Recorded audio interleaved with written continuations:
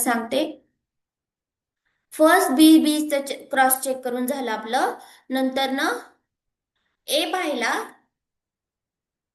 ही ए तिन्ही ठिकाणी सेम आहे म्हणून नंतरचा पाहायचा वर्ड डी टी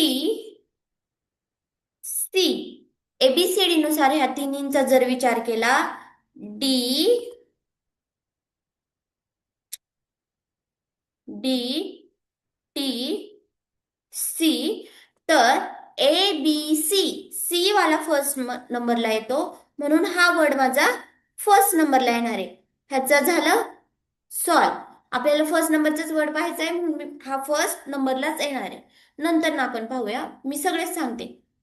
आता इथं काय डी टी, डी आणि टी मध्ये नंतर कोण येतो, A B C D, D वाला येतो म्हणून हा सेकंड नंबरला येणार आणि हा थर्ड नंबरला येणार. उरलेला बी वाला हा फोर्थ नंबरला येणार. समजलं सर्वांना? ज्यांनी कुणी वन वाला आन्सर दिलं होतं त्यांना? आता चॅट बॉक्स तर गायब झाला. आता मला दिसणार नाही कुणी कुणी फर्स्ट वाला आन्सर दिलं, पण तुमचं तुम्हाला माहिती असेल की आपण फर्स्ट वाला आन्सर दिलं होतं. समजलं? समजलं? घाई गडबड करू नये. कोणीच घाई गडबड करायची नाही हे सॉल्व करताना. डोकं शांत ठेवायचं आणि एबीसीडी साधं सोपं केलंय आहे. मॅडम. हो. आता फोर्थ वाला सॉल्व. समजलं.